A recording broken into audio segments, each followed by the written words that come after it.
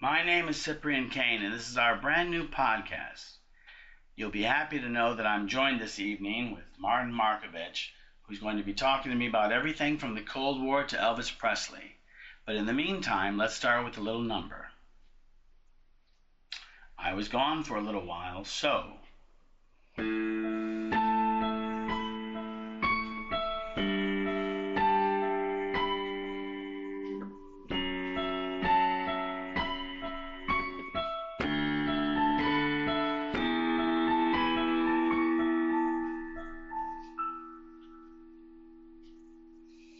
Sorry that I left you, hiding all this pain, casting blame off everywhere that belonged to Kane.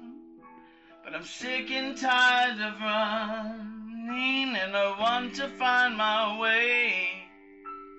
If anybody's listening, please hear me when I say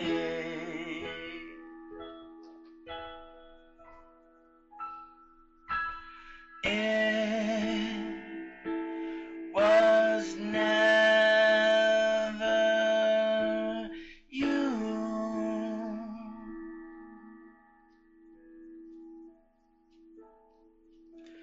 It was always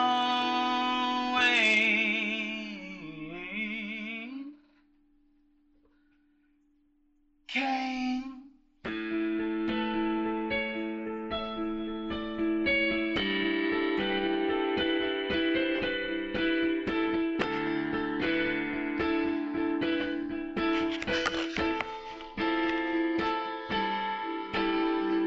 Walking down the street like we know where we are. Big house and a brand new car. You think you need it, but not me. I'd much rather be free.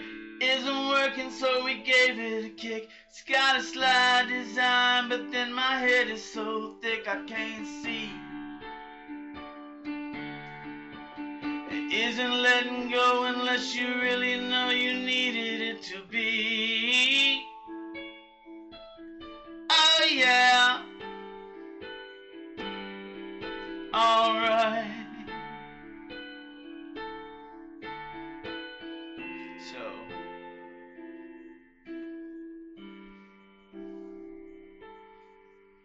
I'm sorry that I left you, hiding all this pain, casting blame off everywhere that belonged to Kane. Sick and tired of running, and I want to find my way. If anybody's listening, please hear me when I say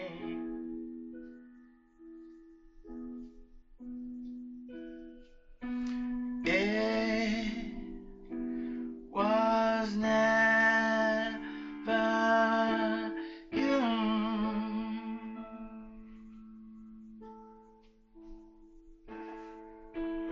It was always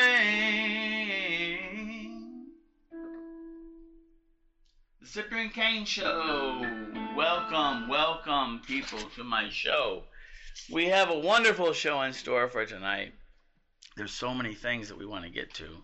So many things that we're excited about talking about. Like the fact that this is a brand new show.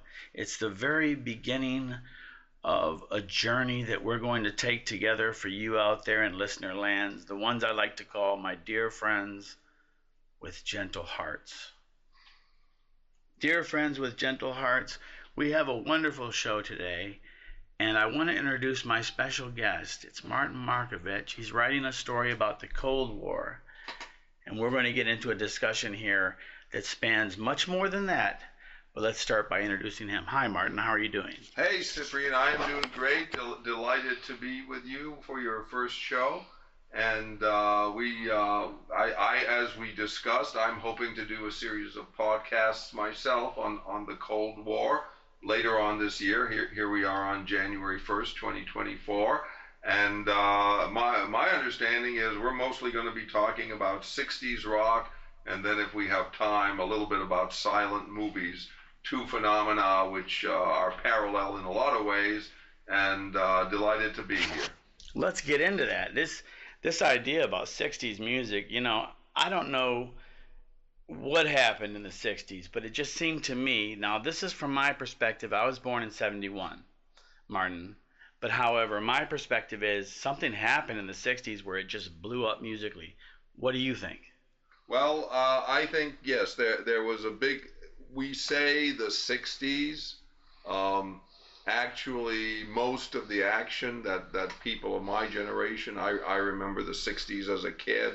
My sister remembers the 60s more than I do because she's 10 years older than I am. People of us, the baby boom generation, most of what we describe as the 60s probably happened from 65 to about 71, 72. So it wasn't exactly chronologically the 60s, but it was a period that overlapped with the 60s. Well, now that's interesting you say that, because 63 to 64, isn't that the time when the Beatles were really with the Beatlemania? Right. Is that correct? Beatlemania hit Britain hard in 63, and then it hit the U.S. in 64. Most accounts that I've read say it started in the U.S. with the Beatles' appearance on the Ed Sullivan Show. I think it was January 1964. I think they did their first concert also that month. Kaboom. Yeah, but I would say that I don't think, even though a lot of teenagers and a lot of rock fans saw the Beatles as a revolutionary change, I don't think most people at that time associated the Beatles with the kind of political and social and moral changes that were associated with the 60s. No, most people didn't realize that was coming at that time. I was going to say they snuck in. Trojan horse of rock and roll, if any, was the Beatles. They came in with the mop top and the suits, and then afterwards it was political. John Lennon got in bed for a long period of time with Yoko. Yes. I mean, there was lots of things going on where they were just saying, hey, we're not going to stand for what's going on socially. Right. How did you feel about that? Well, I was just a kid at the time, so I was definitely not prepared to deal with it. Looking back at it now, I would say there were some good things about the 60s, some bad things about the 60s. I think one of the good things about the 60s that I think most of us would agree on was the civil rights movement in this country, initially primarily involving Black Americans. Absolutely. And that actually did start in the 50s with the Birmingham bus boycott and Martin Luther King rising to prominence. And one of the peaks of the civil rights movement, I would say, was the March on Washington, which was actually 1963. Yes, and when I grew up, Rosa Parks was our hero. Yes. That's the way we were instilled in the schools that I went to, and all kinds of things came out of that's so beautiful through the struggle. Yes. Unfortunately, there's a struggle, but out of the struggle comes some beautiful things. Right. And going back to the music, look at all that happened with Motown.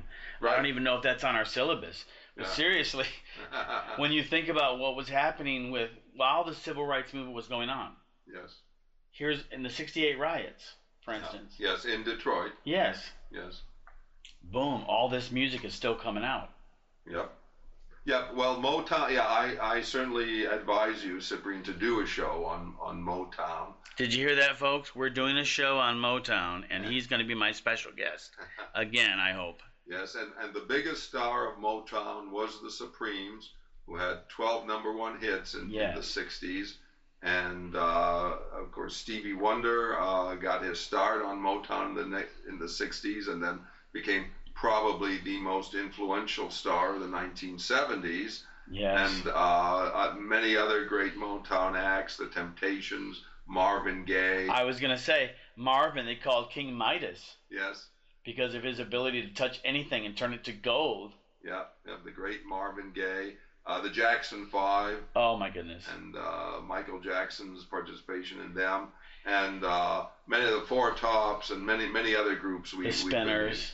Yeah, the Spinners, who started on Motown, then went to the sound of Philadelphia, which was one of the major phenomena of the '70s. Yeah. And yeah, all those groups we could talk about, and of course we should mention Jimi Hendrix as well.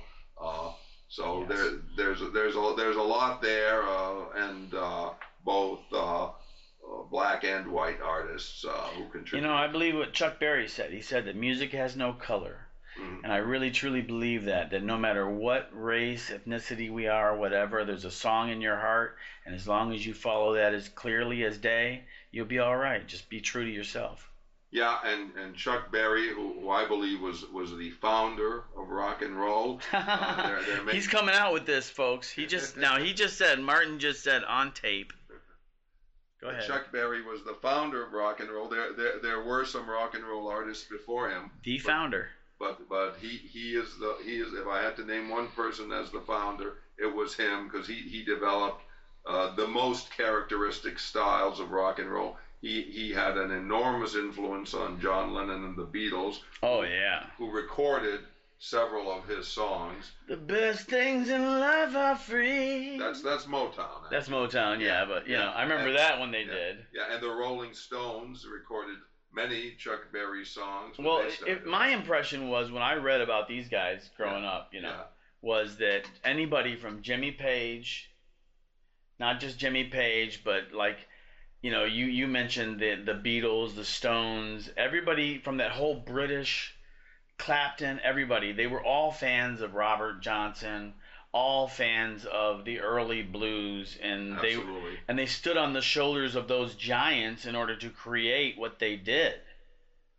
Right. And Robert Johnson, who I believe recorded in the 1930s, so that shows some of the deeper roots of what happened again with the start of rock and roll in the 1950s, which we wanted to talk about, advancing to the Beatles and 1960s rock. So there's a lot to talk about there, and I'm delighted we can get started this evening. Absolutely. There is a lot to talk about when it comes to rock and roll. And when I think about rock and roll, I think about being a kid. When I was, between the ages of, say, 7 to 11, right around there, I'd always ride in the car with my mom, and my mom said, you should have been born in the 50s, because every time that I was in the car, I was always trying to go to that 50s station and hear the great music that was coming out during that period of time and stuff, because they were classics at that age already. They were ones that, when you have a new song coming out every year, for instance, some of those are going to go into nowhere land. Mm-hmm. Because they're brand new, they're a flash in the pan, they're gone forever. But then other songs like The Tide is High or something like this, they're going to go into the anthology of music, and they're going to be ringing in your ears forever. Right. And I've always loved the songs that ring in your ears forever. How do you feel about that? Well, that I think that's something that we can talk about at great length and even argue about sometimes, which are the greatest classics. But that is a bond that you and I have, the being preoccupied with the early hits of the 60s. I see other rock shows on YouTube. And I've noticed that a lot of the people who are 10 years or so younger than I am, more your generation, they don't talk about the 50s classics. I don't know if you want to use names or not. Oh, but, please. Yeah, for instance, Rick Beato, whose show I love, but he covers all kinds of songs from the 70s and 80s, which was when he was growing up, and a lot of them are very harmonically sophisticated, which is his strength. He's a master of music theory. So he talks about all these great songs, Joni Mitchell, The Police. I love Joni Mitchell. Yeah, and he does a great job explaining those songs on a musical theory level, what the chords are. He goes into the technical aspects of it. The technical aspect of the music. He doesn't even talk about the lyrics, and he's great, but he never talks about and I've never heard him talk about any 50s artists. And the same thing for Adam Reeder, the professor of rock, another YouTube influencer who I love. but again, a little bit younger than me and from that later generation, just didn't get into the 50s. But anyway, For some reason, but still. Yeah, we can talk. I mean, whenever you hear about stuff like Pretty Little Angel Eyes, Pretty Little Angel Eyes, you know, those kinds of songs, or Who Put the Bump and the Bump that Bump that Bump. I mean, those songs just drove me crazy. And when I was a kid, I used to go down to Canton, Ohio with my family once a year. I'd go down and see my cousins, you know, and they were all like champion singers in their gospel group. Yeah. They had a gospel group where they had like 4-part harmony between the 4 boys. And anyway, they're the ones that started teaching me a lot of this doo-wop and these kinds of things that they were into at that time that I didn't even know about, like Who Put the Bump in the Bump. I never knew who put it there. Yeah. Well, Who Put the Bump? Barry Mann with his songwriter partner Cynthia Weil. And of course, Pretty Little Angel Eyes was produced by the great Phil Spector. Ah, Wall of Sound. Yes, one of the most influential artists of that day, primarily a producer, not a singer.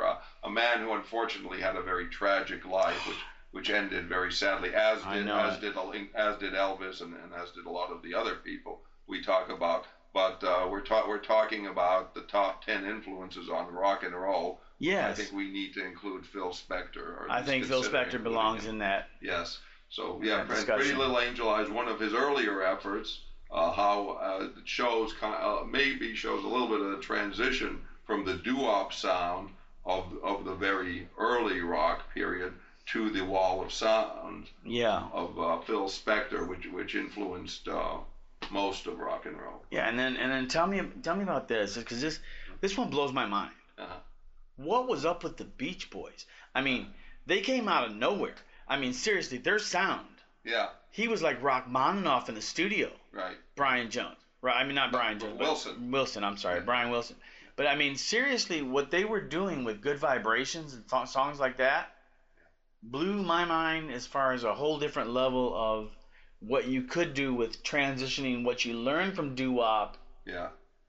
Taking it to the next level, which is what I think the Beach Boys did. Right. Well, they were great rivals. They were both in L.A. at that time in the early and mid '60s. That was Brian Wilson and Phil Spector, and Spector was a producer. He produced the great groups, the Crystals, the Ronettes, the Righteous Brothers, several others. The Righteous Brothers as well? Yeah, You've Lost That Loving Feeling. Oh my goodness, that's him. Well. Yeah.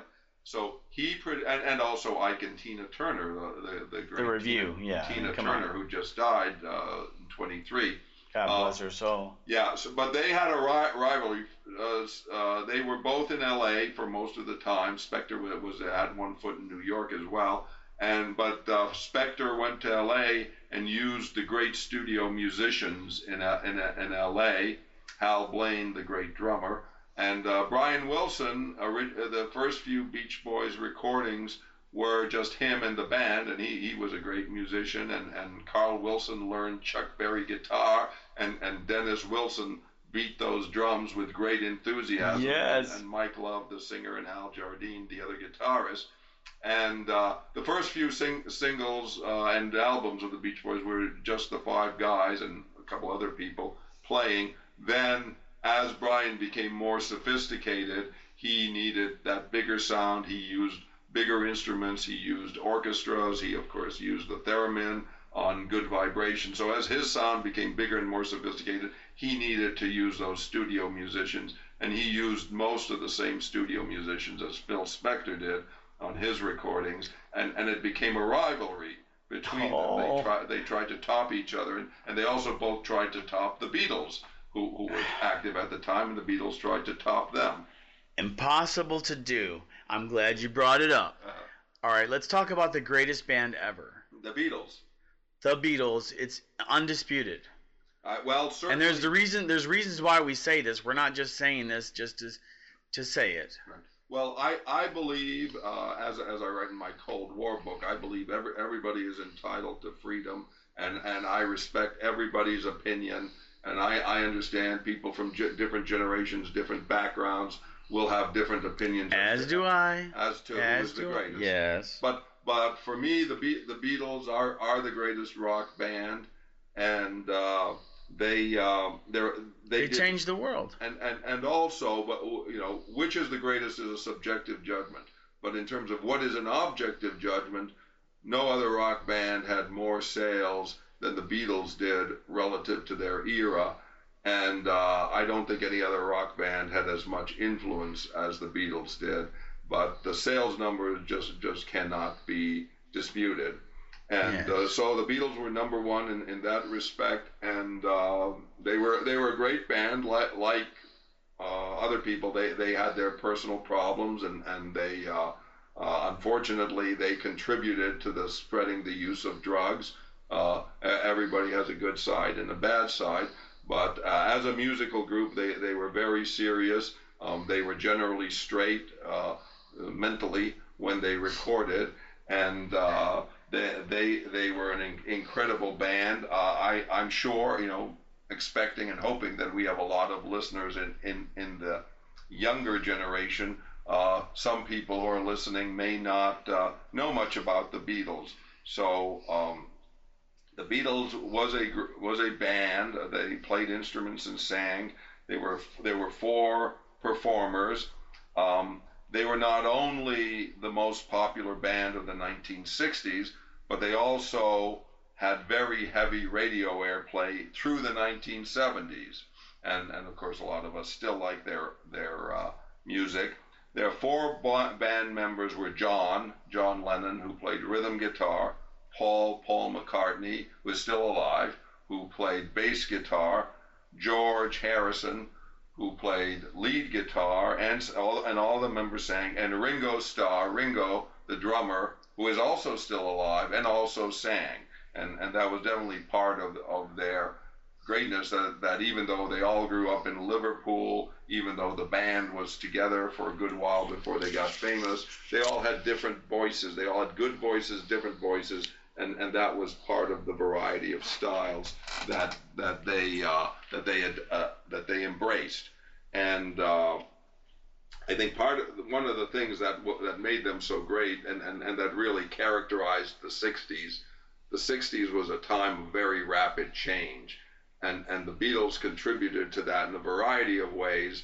When musically they changed their style very rapidly from year to year, which no other rock artist had done previous to that, and I'm not sure if any artist had really changed their style so rapidly and so successfully as the Beatles did, starting with their Beatlemania sound of 63, 64, which was driven by Lennon's furious rhythm guitar. Nobody ever played the rhythm guitar as hard as John Lennon did.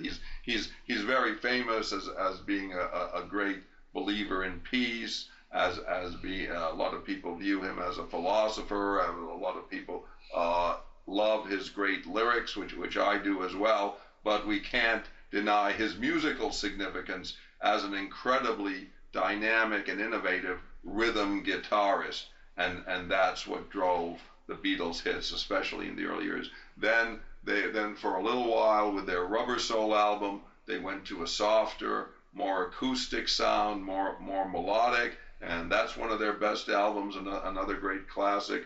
Then they went to, and I'm going through their albums, Sure. Revolver and Sgt. Pepper. Sgt. Pepper was the most revolutionary album probably ever. I'll tell you, if I may, Uh-huh. Sgt. Pepper blew my mind when I first was introduced to it. There was a couple.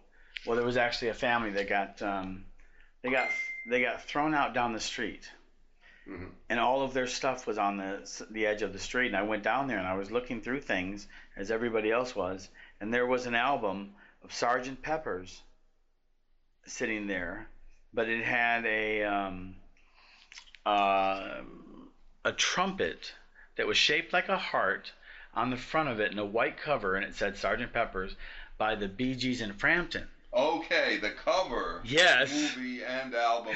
Well, I didn't 10 know. years Yeah, later. and I didn't know at the time this was the Beatles. Right. So I took it home, I listened to it, and I started like going, wow, man, the Bee Gees are even better than I thought, because I knew Right. Saturday Night Fever already, Right. and now this. Yep. I was convinced they were just beyond.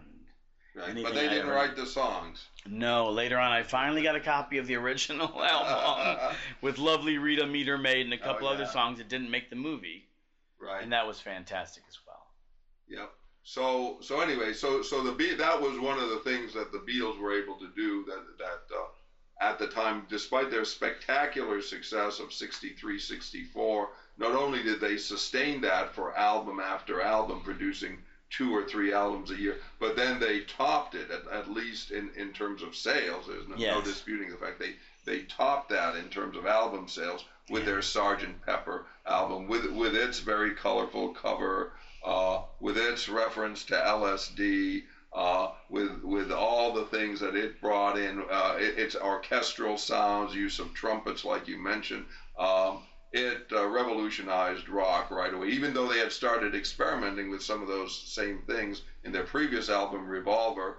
Sgt. Revolver, you can see the cover is black and white, and Sgt. Pepper, there's just this incredibly glorious color cover with all kinds of historical characters. W.C. Fields, everybody. Yeah, incredible combination as an album cover, as well as incredible new music to the field. And some cryptic images. Like, for instance, you have the Beatles sitting there, looking like they're looking over someone being buried. Right. And they're all dressed in black. Right. And you go, what's going on? And then I remember there was the whole Paul is Dead thing that came out. Right. But of course, that's for another show.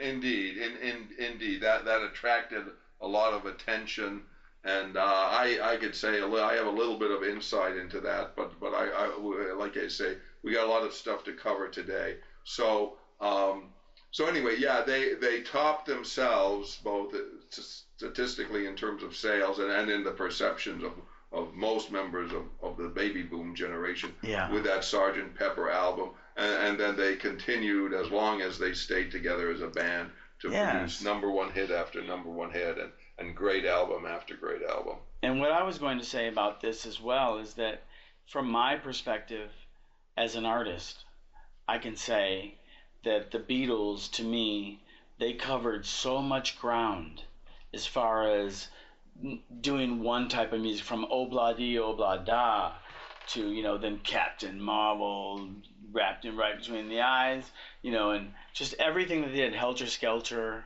everything was all over the place. It was like there was no place that the Beatles couldn't go successfully in the playground of rock and roll, and that's what it seemed like to me. They could just go to anywhere and get it done. Okay, we've got less than 10 minutes left.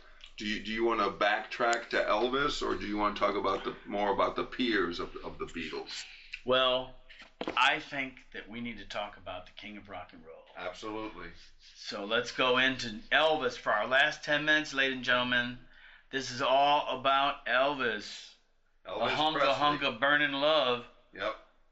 And the first superstar of rock and roll. And interestingly about Elvis and the Beatles, they both exploded on the national consciousness on the Ed Sullivan Show, which is very funny to me, because Ed Sullivan was about the squarest, most wooden guy you could have had. He was not actually an electronic media figure. He was a writer. He was a columnist, I think, in Variety. He spent the first 30 years of his career writing he liked music, then no question about that, writing a music and entertainment column for a magazine. And then when TV started, they didn't know where to go, and he wanted to get on TV. I guess he wanted to be a star, and his show was very successful for many years, but he was completely wooden, completely stiff, the absolute opposite of the hip 60s figures that he brought on his show. But anyway. So how did it work? That's what I want to know. Well, it worked. It worked because he was just so straight and straightforward in introducing Elvis, and then Elvis was Elvis, and it was almost like he was a frame that didn't take away from the picture. You don't necessarily want a painting frame that is too artistic and attracts too much attention. You want it to put attention onto the picture. And likewise with Ed Sullivan and Elvis and the Beatles and many other artists and comedians who appeared on his show, he put that very plain frame on, which at that time worked. So it was a great juxtaposition. Yes. So anyway, so Elvis appeared on Ed Sullivan and shook his hips and did the other things that he was famous for, and as well as introducing a whole new style of music in rock and roll, which it had started, but it was not known to everybody. The Ed Sullivan Show was watched by everybody in the family, millions of people, not just the kids, and so that made Elvis a superstar and someone who everybody heard of. And so he started with the Ed Sullivan Show, became a superstar. He had 20 Billboard #1 hits at a time when the single was the absolute king of the rock and roll industry. One thing Elvis about his musical skill, even though rock and roll was known for fast songs like Hot Hound Dog and Blue Suede Shoes, which were big hits for him, he also sang medium tempo songs and slow songs such as Love Me Tender. And that was part of his, he had a good voice, he had a good range, and he had the ability to sing. He was a rock singer, but he was able to sing at different tempos, which was a great strength for him. And his career, he was doing very well in his career. Then he got drafted, which and had to serve in Germany. It changed his image a little bit. And I've read there's a book about Elvis by a guy called Goldman, which was published at least 40 years ago now. It was published not too long after Elvis died, and it revealed about Elvis's drug use, which was not known. The Beatles were somewhat upfront about their drug use, but Elvis, it was always a secret until that book was published. And he also, Goldman, rightly or wrongly, blamed a lot of Elvis's personal problems on his manager, Colonel Tom Parker, who was not a colonel, but in fact, he was an illegal immigrant from Holland. But yes, but he went by that sobriquet. Yes, but he called himself the Colonel, maybe to divert suspicion away from himself. Whether it was his fault or not, he was Elvis's manager. And Goldman claimed, and I haven't seen the latest on this, but Goldman claimed that Colonel Parker arranged for Elvis to be drafted because it would be good for his career and his image in the long run, which a lot of people, a lot of baby boomers, the people who were a few years older than I am, who dodged the draft and did anything they possibly could to get out of going to Vietnam, they certainly weren't happy about if they were Elvis admirers, which a lot of them were. They certainly weren't happy about the fact that his manager arranged for him to be drafted and to have this military image. But it did happen, and after Elvis, and while Elvis was in the Army, he met his wife, Priscilla. I understand there's been a movie that recently came out about them and their good movie too. Oh, you've seen that? I've seen it, yes. I can recommend it. It's great. Well, Elvis met Priscilla while he was in the Army, and then when Elvis came out of the Army, his image was different. Also, a big part of his image was his movies. They're not great movies, most of them, but they were Elvis. That was Elvis. So in his movies, his characters changed. You know, I always felt like in the beginning when Elvis started making movies, okay, in the beginning when he started doing that, he was really cooking his first couple movies, and then it was like Colonel Tom Parker steered him into these more ridiculous roles, if you ask me. Right. It was because I think at one time Elvis really wanted to be a serious actor, and he wanted to be the next James Dean or something to this effect. Right.